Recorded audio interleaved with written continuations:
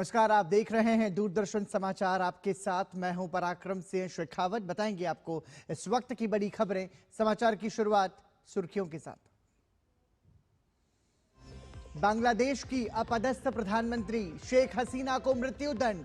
मानवता के विरुद्ध अपराधों के लिए ठहराया गया दोषी। फैसले पर भारत का बयान। शांति, लोकतंत्र और स्थिरता सहित बांग्लादेश के लोगों के सर्वोत्तम हितों की रक्षा के लिए प्रतिबद्ध।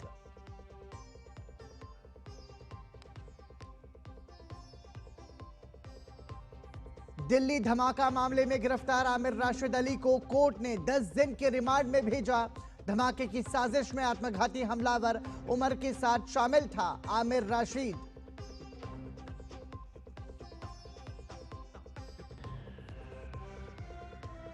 दो पैन कार्ड मामले में आजम खान और उनके बेटे अब्दुल्ला आजम को पाया गया दोषी।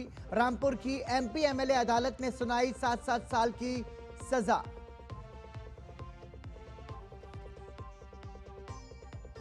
सऊदी अरब में भीषण बस हादसा। मक्का से मदीना जा रही बस टैंकर से टकराई। 45 भारतीयों की मौत। राष्ट्रपति द्रौपदी मुर्मू, उपराष्ट्रपति राधाकृष्णन और प्रधानमंत्री नरेंद्र मोदी ने हादसे पर जताया शोक।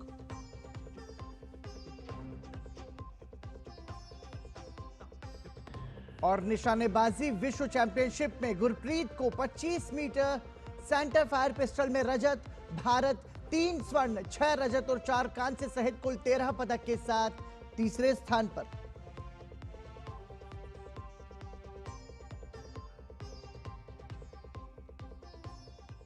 और सुर्खियों की बात, खबरों पर नजर विस्तार से।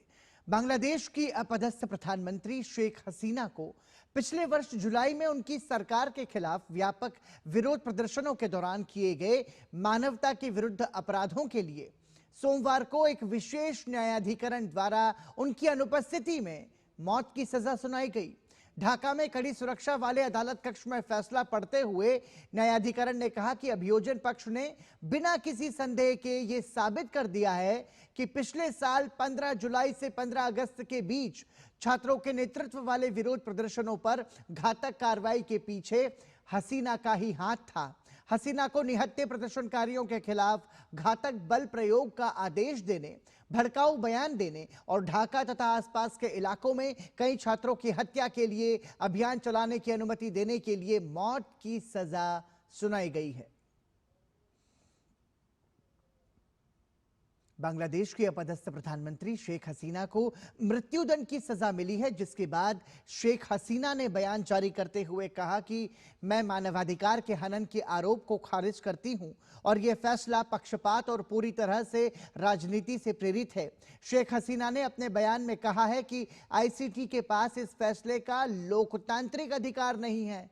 उन्होंने कहा कि यह ट्रिब्यूनल एक ऐसी अंतरिम सरकार चला रही है जिसका कोई लोकतांत्रिक जनादेश नहीं है और जिसके निर्णय स्पष्ट रूप से राजनीतिक प्रेरणा से संचालित हैं। डॉक्टर यूनुस बदले की राजनीति कर रहे हैं। मृत्युदंड का फैसला अंतरिम सरकार के भीतर चरमपंथी हस्तियों के जानलेवा इरादे को उजागर करता है। शेख हसीना ने कहा कि मानवाधिकारों और विकास के मामले में अपनी सरकार के रिकॉर्ड पर उन्हें गर्व है।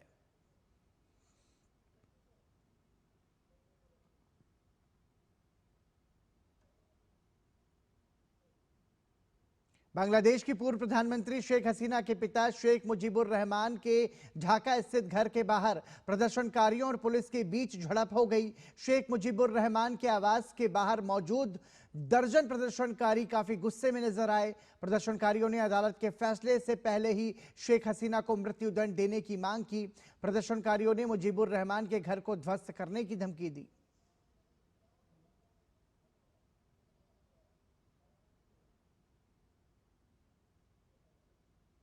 दिल्ली के लाल किला के पास कार में हुए धमाके के आरोपी आमिर राशिद अली को आज एनआईए ने पटियाला हाउस कोर्ट में पेश किया। राष्ट्रीय जांच एजेंसी को आमिर की 10 दिन की रिमांड मिल गई है। दिल्ली धमाके में इस्तेमाल हुई i20 कार का मालिक आरोपी आमिर राशिद अली था। एनआईए ने आरोपी आमिर राशिद अली को गिरफ्तार किया था। आमिर पर आरोप है कि उसने आत्मघाती हमलावर उमर के साथ मिलकर इस धमाके की साजिश रची थी। दिल्ली धमाका मामले में गिरफ्तार आमिर को एनआईए ने पटियाला हाउस कोर्ट में पेश किया, जहां कोर्ट ने उसे 10 दिन की कस्टडी में भेज दिया। देखिए हमारे संवाददाता दिवांशु मल्होत्रा की ये रिपोर्ट। लाल किला ब्लास्ट मामले में गिरफ्तार आमिर रशीद अली को एनआईए की टीम ने पटियाला हाउस कोर्ट में पेश किया और कोर्ट ने उसे 10 दिन की एनआईए कस्टडी में भेज दिया है। दरअसल आज सुबह करीब 11 बजे के आसपास एनआईए की टीम यहां पर आमिर रशीद अली को लेकर पहुंची थी और कोर्ट से उसकी कस्टडी मांगी। कहीं ना कहीं जो एनआईए की टीम है वो ये कहती हुई नजर आई कि आमिर से पूछताछ करने की ज़रूरत है, उसको कश्मीर से लेकर अल-फलाह यूनिवर्सिटी ले जाने की ज़रूरत है और यही वजह है कि उसकी कस्टडी की आवश्यकता है, जिसके बाद कोर्ट ने आमिर रशीद अली को एनआईए की कस्टडी में भेज दिया है। कल जब एनआईए की टीम ने इसकी जानकारी दी थी कि उसने दिल्ली ब्लास्ट मामले में ये पहली गिरफ्तारी की है, तो उसमें साफ कहा था कि जो आमिर रशीद अली है वो दिल्ली ब्लास्ट का कॉन्स्पिरेटर है, उमर के साथ मिलकर उसने ये कॉन्स्पिरेसी रची थी और यही वजह है कि उसको कहीं ना कहीं गिरफ्तार किया गया। और एनआईए की टीम ने यह भी कहा कि जिस i20 गाड़ी में ब्लास्ट हुआ है और वही जो i20 गाड़ी है वो आमिर के नाम पर ही रजिस्टर्ड है, यानी कि बदरपुर के पास जब रॉयल कार डीलर से ये गाड़ी बेची गई थी तो सबसे आखिरी बार आमिर ने ही इस गाड़ी को खरीदा था। उसकी डिलीवरी जो लेटर है वो भी हमारे पास मौजूद है। तो कुल मिला के अब आने वाले 10 दिनों में एनआईए की टीम जो है इससे पूछताछ करती हुई नजर आएगी। एनआईए की टीम इसको अलग अलग जगह भी ले जाएगी जहां पर इससे पूछताछ होगी और एनआईए की टीम को ये भी शक है कि न केवल उमर राशिद अली बल्कि इसके अलावा भी कुछ ऐसे लोग हैं जो कि इसकी कॉन्स्पिरेसी में शामिल हो सकते हैं और यही वजह है कि अब आने वाले 10 दिनों में एनआईए की टीम इससे पूछताछ करती हुई नजर आएगी और अहम खुलासे आने वाले दिनों में हो सकते हैं। कैमरामैन विक्की के साथ दिवांशु मल्होत्रा, दूरदर्शन समाचार, दिल्ली। पश्चिम बंगाल में मतदाता सूची के विशेष गहन पुनरीक्षण के चलते बांग्लादेशी घुसपैठियों में दहशत फैल गई है। सीमावर्ती इलाकों में बड़ी संख्या में घुसपैठियों की घुसपैठिए बांग्लादेश भाग रहे हैं। दूरदर्शन ने उत्तर 24 परगना जिले के बासरहाट स्थित हाकिमपुर चेक पोस्ट पर बड़ी संख्या में बांग्लादेशी नागरिकों को सीमा पार कर अपने देश लौटने की कोशिश करते हुए कैमरे पर रिकॉर्ड किया है।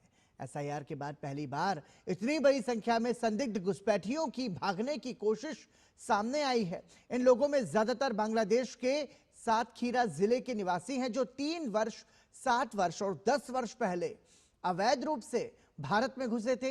इनमें से कई ईंट भट्टों में काम करते रहे, जबकि कुछ ने दूसरों की पहचान का उपयोग कर रैपिडो ड्राइवर के रूप में रोजगार पाया।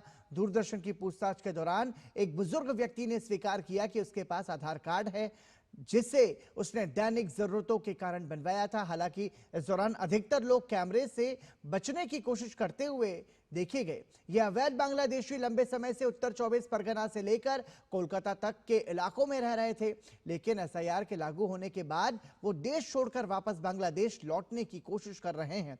यह भी बताया जा रहा है कि ये सभी लोग अपनी पहचान छिपाकर वर्षों से पश्चिम बंगाल में रह रहे थे, जबकि राज्य सरकार ने लगातार घुसपैठ के आरोपों से इनकार किया है। एसआईआर को लेकर राज्य सरकार की आपत्ति के बीच इस घटनाक्रम ने घुसपैठ के मुद्दे को एक बार फिर सुर्खियों में ला दिया है।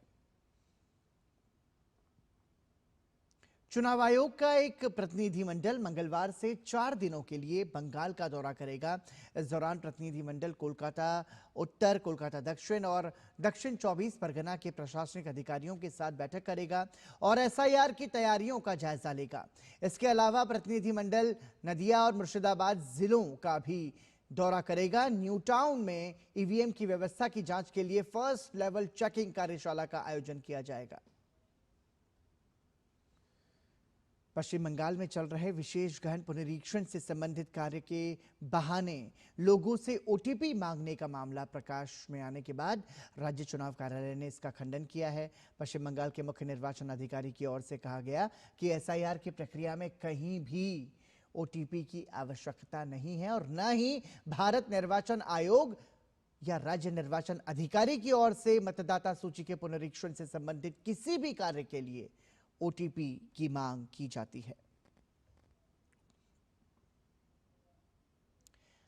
भारतीय निर्वाचन आयोग ने असम में मतदाता सूची के विशेष पुनरीक्षण की घोषणा की है।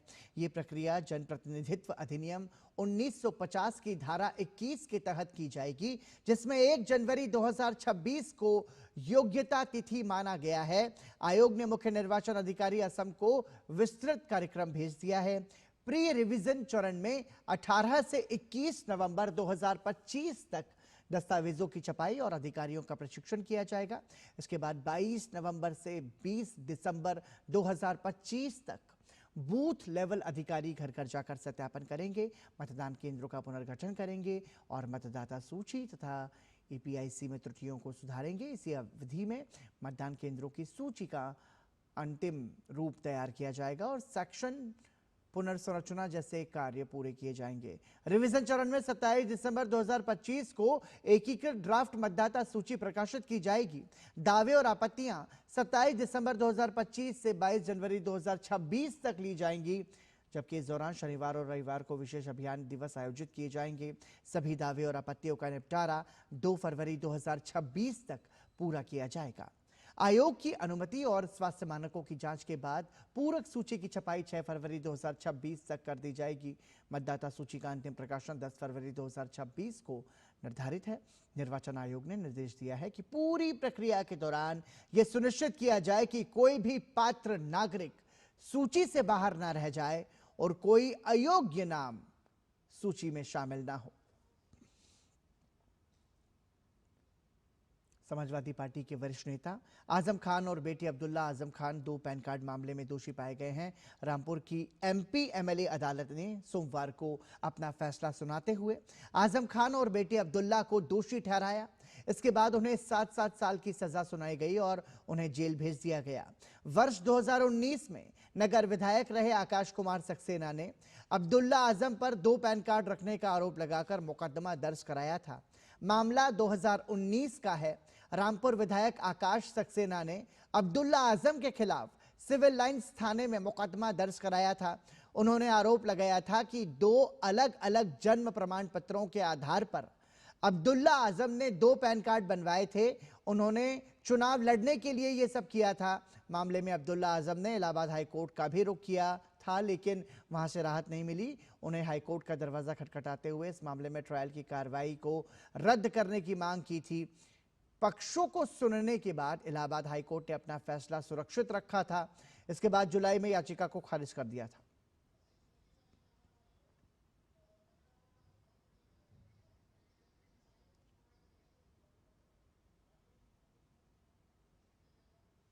और आपको इस वक्त की बड़ी खबर बता दें कि पैन कार्ड मामले में आजम खान को जेल भेज दिया गया है। यह सजा सुनाई गई थी, लेकिन इसके बाद अब आजम खान को जेल भेजा गया है। समाजवादी पार्टी के नेता आजम खान और उनके बेटे को न्यायिक हिरासत में भेज दिया गया है। आपको बता दें कि दोहरे पैन कार्ड मामले में यह फैसला आया है और अब आजम खान और उनके बेटे को जेल भेज दिया गया, यानी कि आजम खान फिर से जेल पहुंच गए हैं। रामपुर की एमपी एमएलए कोर्ट ने यह सजा सुनाई है। अब्दुल्ला को चुनाव लड़ने के लिए अधिक उम्र का दिखाने के लिए दूसरा पैन कार्ड बनवाया था और इसी मामले में यह कोर्ट का फैसला आया, जिसके बाद अब वो सलाखों के पीछे हैं। सजा के ऐलान के बाद जेल भेज दिए गए हैं आजम खान और उनके बेटे। आपको बता दें कि 7 साल की सजा 2 पैन कार्ड के मामले में सुनाई गई है। समाजवादी पार्टी के नेता आजम खान और उनके बेटे को न्यायिक हिरासत में भेजा गया है। ये इस वक्त की बड़ी खबर हम आपको बता रहे हैं और ज्यादा जानकारी के लिए सीधा रुख करेंगे हमारे सहयोगी विकास सिंह का। और आपको बता दें कि रामपुर की एमपी एमएलए कोर्ट ने यह सजा सुनाई है, जिसमें आजम खान और उनके बेटे को 7-7 साल की सजा मुकर्रर की गई है। अब्दुल्ला को चुनाव लड़ने के लिए अधिक उम्र का दिखाने के लिए दूसरा पैन कार्ड बनाया गया था, जिसकी शिकायत दर्ज होती है। उसके बाद यह मामला कोर्ट में आता है और अब कोर्ट का फैसला 2 पैन कार्ड के मामले में आजम खान को जेल भेजा गया है। एमपी एमएलए कोर्ट का यह फैसला है। हमारे सहयोगी विकास सिंह फोन पर मौजूद है। विकास सिंह, बड़ी खबर इस वक्त की, आजम खान और उनके बेटे दोनों को जेल हुई है। कोर्ट का यह फैसला आया है, किस तरीके का माहौल है और क्या ताजा अपडेट इस वक्त आपके पास? देखिए, एक बार फिर आजम खान जेल चले गए हैं। इससे पहले वो कुछ दिन पूर्व ही जेल से जमानत पर छूट कर आए हुए थे। ये मामला उनके बेटे का है, जो जिस मामले में उन्होंने फर्जी जन्म प्रमाण पत्र के बाद पैन कार्ड फर्जी बनवाया था। इस मामले में उनको दोषी करार दे हुए उन्हें और उनके बेटे को 7-7 साल की सजा दी गई है। यह मामला की जिक्र करना चाहूंगा। यह मामला 2017 की बात है, जब आजम खान अपने बेटे को चुनाव लड़वाना चाहते थे, लेकिन उस समय उनकी उम्र नहीं थी चुनाव के लिए। 25 वर्ष जो होती है नियमित उम्र, तो उन्होंने अपने रसूख का इस्तेमाल करते हुए, उस समय वो नगर विकास मंत्री थे, उन्होंने फर्जी जन्म प्रमाण पत्र बनवाया और उसके बाद पैन कार्ड बनवाया, जिसके आधार पर उन्होंने चुनाव लड़ा। वही इस मामले में जब शिकायत की गई तो इसके बाद अब्दुल्ला आजम की सदस्यता भी चली गई थी इस मामले में। इस मामले की अब पूरी सुनवाई होने के बाद एक बार फिर से आजम खान और उनके बेटे को दोषी पाया गया है फर्जी जन्म प्रमाण पत्र और फर्जी पैन कार्ड बनवाने के मामले में, और उनको 7 साल की सजा सुनाई गई है। इससे पहले आजम खान तमाम सारे मामले इनके ऊपर थे और लगभग 11 मामलों में अब तक अदालत जो है कह रहा फैसला सुना चुकी है, जिनमें से 6 मामलों में आजम खान को सजा हो चुकी है और 5 मामलों में उनको बरी किया गया है। आजम खान के ऊपर बड़ी संख्या में मामले दर्ज है। तमाम सारे मामलों के बाद एक लंबे समय के बाद वो जेल से रिहा हुए थे कुछ ही महीने पहले, लेकिन एक बार फिर से उनको जेल जाना पड़ा है। आज उन्हें बरेली जेल ले जाया गया है। कोर्ट में उनको पुलिस ने हिरासत में ले लिया, जिसके बाद आजम खान और उनके बेटे को रामपुर की जेल ले जाया गया है।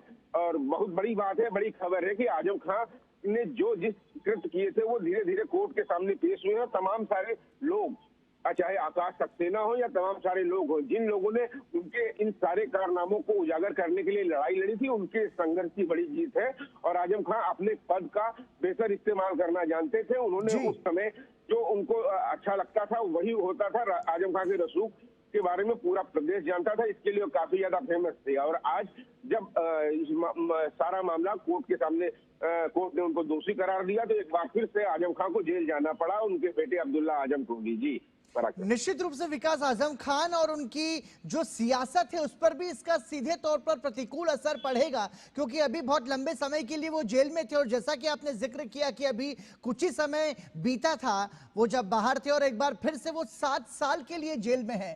तो अब हम ये समझे कि एक तरीके से संध्या की ओर आगे बढ़ रही है उनकी सियासत आजम खान की। देखिए, आजम खान की एक सियासत है, वो एक विशेष समुदाय के नेता कहे जाते हैं। और इनकी जो सत्ता पे हनक थी, खासतौर पर समाजवादी पार्टी में संस्थापक सदस्य के रूप में रहे, मुलायम सिंह के काफी करीबी रहे। और हम देखते थे कि आजम खान अपना दबदबा बनाने के लिए, अपना रसूख बनाने के लिए कई बार जब अखिलेश यादव की सरकार रही हो या मुलायम सिंह यादव की सरकार रही हो, नाराज होकर चले जाया करते थे और सत्ता पे बैठे शीर्ष लोग उनको मनाने के लिए जाते थे। मशहूर था ये बात कि आजम खान अगर रुक जाए तो बहुत मुश्किल होता है इनको मनाना। तमाम सारे लोग इस तरीके का सत्ता में ये अपना रसूख रखते थे। इसके बाद जब 2017 के बाद उत्तर प्रदेश में भाजपा की सरकार बनी, तमाम सारे मामलों पर पैरवी की गई। जैसा कि मैंने बताया कि 11 मामलों में अब तक सजा सुनाई, 11 मामलों में फैसला आ चुका है। तो तमाम सारे मामले तेजी के साथ अब सुने जा रहे हैं। और कहीं ना कहीं जो आजम खान का रसूख था, अभी जेल से छूटने के बाद हमने देखा था किस कदर के बयान आ रहे थे। तमाम सारे लोग उनसे, तमाम दलों के नेता मिलने जा रहे थे। समाजवादी पार्टी के मुखिया तक उनसे मिलने गए। वहां के सांसद जो रामपुर के हैं उनसे उन्होंने मिलने से इनकार कर दिया। अन्य पार्टी के लोग, तमाम सारी सियासतें उत्तर प्रदेश में देखने को मिल रही थी। कहीं ना कहीं लोगों को लग रहा था क्योंकि 2027 में उत्तर प्रदेश में विधानसभा का चुनाव है, उससे पहले आजम खान को अपने अपने पाले में साधने की कोशिश तमाम सारे विपक्षी खेमे के लोग कर रहे थे। लेकिन फिलहाल आजम खान एक बार फिर से जेल पहुंच गए हैं। बिल्कुल, और 7 साल की जेल उनको हुई है। बहुत बहुत धन्यवाद विकास सिंह इस तमाम जानकारी के लिए। तो आजम खान और उनके बेटे 2 पैन कार्ड के मामले में एमपी एमएलए कोर्ट के फैसले के बाद में अब 7 साल के लिए जेल भेज दिए गए हैं। यहां रुकेंगे एक छोटे से ब्रेक के लिए। देखते रहिए दूरदर्शन समाचार।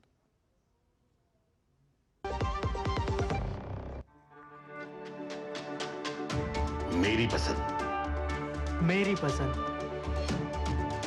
मेरी पसंद, मेरी पसंद, हमारी पसंद, हम सबकी पसंद। मजबूत देश का मजबूत सरिया हो गया स्टील। ब्रेक के बाद एक बार फिर आपका स्वागत। आप देख रहे हैं समाचार। कर्नाटक के बीदर में गन्ना किसान अपनी मांगों को लेकर पिछले 5 दिनों से लगातार धरने पर बैठे हैं। किसानों का यह प्रदर्शन कर्नाटक सरकार में मंत्री ईश्वर खंड्रे के दफ्तर के बाहर चल रहा है। उनकी मांग है कि गन्ने की कीमत कम से कम 3,200 रुपए प्रति टन तय की जाए। किसान मंत्री से मिलकर अपनी बात रखना चाहते हैं, लेकिन ईश्वर खंड्रे अब तक धरना स्थल पर नहीं पहुंचे हैं। इसी वजह से किसानों में नाराजगी बढ़ती जा रही है। राज्य किसान संघ और संयुक्त किसान मोर्चा के नेतृत्व में यह धरना जारी है और किसानों का साफ कहना है कि जब तक उनकी मांग नहीं मान ली जाती, आंदोलन आगे और तेज होगा। वहीं कर्नाटक के कलबुर्गी में गन्ना किसान फिर सड़कों पर उतर गए हैं। किसानों का आरोप है कि शुगर मिलों ने 3,160 रुपए प्रति टन देने का वादा किया था, लेकिन अब 2,900 से 3,000 रुपए प्रति टन ही किसानों को दिए जा रहे हैं, जिससे किसान नाराज हैं और जिला प्रशासन और सरकार के खिलाफ फिर प्रदर्शन शुरू कर दिया है। किसानों का साफ कहना है कि शुगर मिलों को तय कीमत देना ही होगी। दिल्ली में वायु प्रदूषण पर चिंता जताते हुए सुप्रीम कोर्ट ने दिल्ली सरकार से जवाब तलब किया है। कोर्ट ने सरकार को राष्ट्रीय राजधानी क्षेत्र में वायु गुणवत्ता सूचकांक मापने वाले उपकरणों की गुणवत्ता पर एक विस्तृत हलफनामा दाखिल करने का निर्देश दिया है। सुनवाई के दौरान एमिकस क्यूरी अपराजिता सिंह ने बताया कि दिल्ली में लगी मशीनें अधिकतम 999 तक ही एक्यूआई माप सकती हैं, जो वास्तविक प्रदूषण के स्तर को छिपा सकता है। वरिष्ठ वकील गोपाल शंकर नारायण ने दलील दी कि प्रदूषण के कारण फेफड़ों में कैंसर में चिंताजनक वृद्धि हुई है और दिल्ली में 10 में से 3 मौतें इस वजह से हो रही हैं। उन्होंने मौजूदा निगरानी संस्थाओं को इस संकट से निपटने में अक्षम बताया। कोर्ट इस गंभीर मामले पर अगली सुनवाई 19 नवंबर को करेगा। 16वें वित्त आयोग के अध्यक्ष डॉक्टर अरविंद पनघड़िया की अगुवाई में आयोग के सदस्यों के एक प्रतिनिधिमंडल ने आज राष्ट्रपति द्रौपदी मुर्मू से मुलाकात की। इस मुलाकात के दौरान डॉक्टर अरविंद पनघड़िया राष्ट्रपति को 2026 से 31 के लिए आयोग की रिपोर्ट उन्होंने प्रस्तुत की।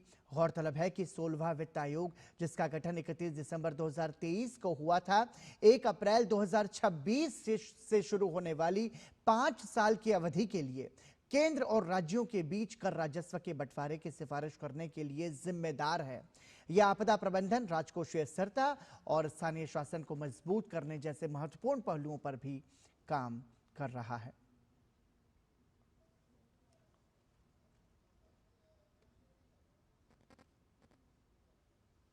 यहाँ रुक रहे हैं छोटे से ब्रेक के लिए, बने रहिए हमारे साथ।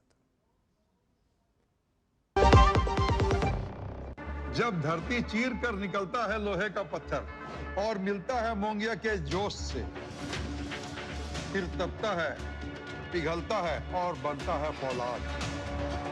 अब होता है सरिया सारी खूबियों के साथ। मोंगिया स्टील, मजबूत देश का मजबूत सरिया। प्रधानमंत्री नरेंद्र मोदी का लक्ष्य है कि देश हर क्षेत्र में आत्मनिर्भर बने। इसको आगे बढ़ाते हुए केंद्र सरकार ने देश में इलेक्ट्रॉनिक्स कंपोनेंट का मजबूत घरेलू आधार तैयार करने के लिए ECMS स्कीम में 7,100 करोड़ रुपए के निवेश को मंजूरी दी है। दिल्ली में आयोजित कार्यक्रम में केंद्रीय मंत्री अश्विनी वैष्णव, राज्य मंत्री जितिन प्रसाद की मौजूदगी में भारत ने भविष्य का रोड मैप पेश किया। भारत की इलेक्ट्रॉनिक्स कहानी एक नए दौर में प्रवेश कर रही है। एक ऐसा दौर जो महत्वाकांक्षा, नवाचार और सशक्त नीति निर्माण से प्रेरित है। इलेक्ट्रॉनिक्स कंपोनेंट मैन्युफैक्चरिंग स्कीम यानी ECMS भारत की इस यात्रा को विजन से प्रतिबद्धता तक तेजी से ले जा रही है। दूसरे चरण में 7,100 करोड़ रुपए के निवेश को मंजूरी मिलने के साथ देश हाई वैल्यू कंपोनेंट मैन्युफैक्चरिंग जैसे HDI और multilayer PCB, camera module, copper clad, laminate और पैसिव कंपोनेंट में मजबूती से कदम रख रहा है।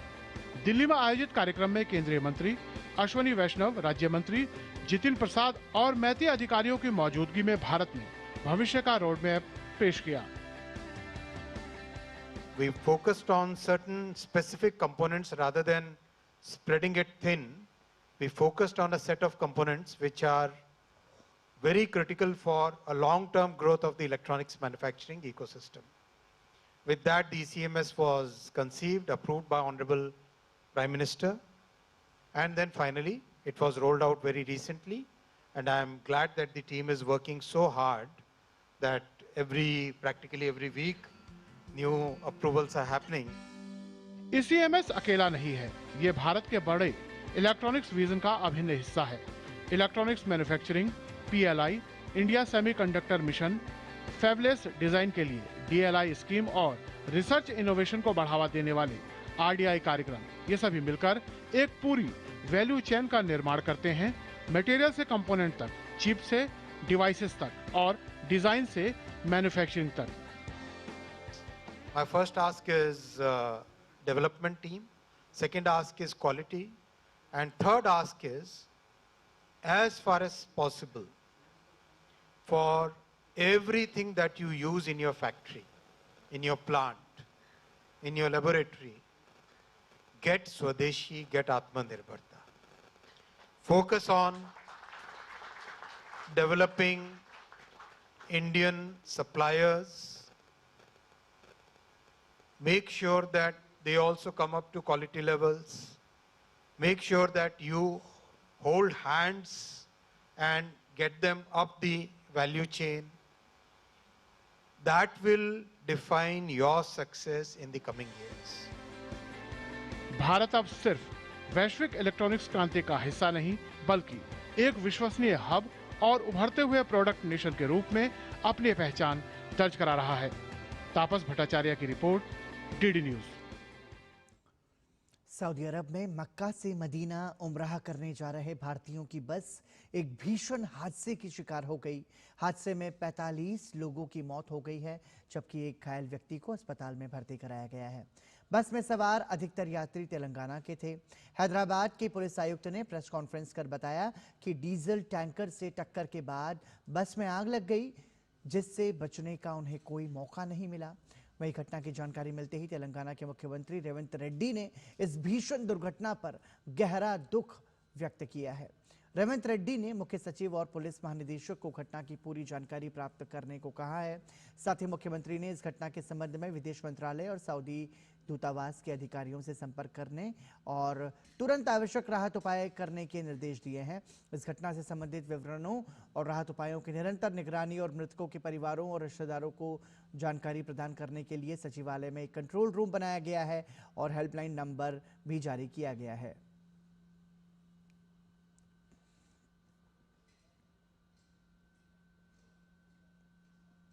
प्रधानमंत्री नरेंद्र मोदी ने एशियाई तीरंदाजी चैंपियनशिप में शानदार प्रदर्शन करने वाली भारतीय टीम को जीत की शुभकामनाएं दी हैं। प्रधानमंत्री ने सोशल मीडिया पर अपने पोस्ट में लिखा, एशियाई तीरंदाजी चैंपियनशिप 2025 में अब तक के सर्वश्रेष्ठ प्रदर्शन के लिए हमारी तीरंदाजी टीम को बधाई। उन्होंने 6 स्वर्ण सहित 10 पदक जीते हैं। इनमें से उल्लेखनीय है 18 साल बाद पुरुषों का रिकर्व स्वर्ण पदक। साथ ही व्यक्तिगत स्पर्धाओं में भी शानदार प्रदर्शन और कंपाउंड स्पर्धाओं में भी सफलतापूर्वक खिताब का बचाव। ये वास्तव में एक विशेष उपलब्धि है जो कई उभरते एथलीटों को प्रेरित करेगी। और समाचार में अभी के लिए इतना ही। दीजिए अनुमति। नमस्कार।